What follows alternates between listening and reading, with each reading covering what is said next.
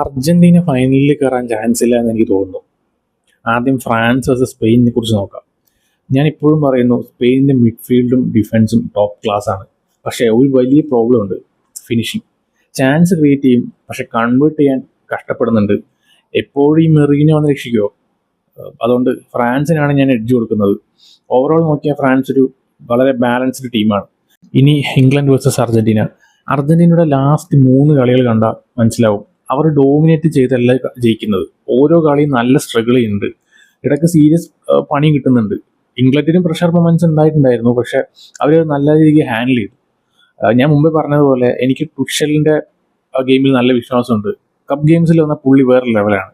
എന്തെങ്കിലും മാജിക് കാണിക്കുമെന്ന് എനിക്ക് നല്ല ഫീലിങ്സ് ഉണ്ട്. സോ എൻ്റെ പ്രഡിക്ഷൻസ്: ഫ്രാൻസ് 3, സ്പെയിൻ 1, ഫ്രാൻസ് ജയിക്കും. ഇംഗ്ലണ്ട് 2, അർജന്റീന 1, ഇംഗ്ലണ്ട് ജയിക്കും. ഇതാണ് എൻ്റെ പ്രഡിക്ഷൻ. നിങ്ങളുടെ പ്രഡിക്ഷൻ എന്താണ്? കമൻറ്റ് ബോക്സിൽ നിങ്ങൾ പറയൂ. നമുക്ക് നോക്കാം ആരുടെ പ്രഡിക്ഷൻസ് കറക്റ്റ് ആവുമെന്ന്. അപ്പോൾ അടുത്ത വീഡിയോ ആയിട്ട് വീണ്ടും കാണാം.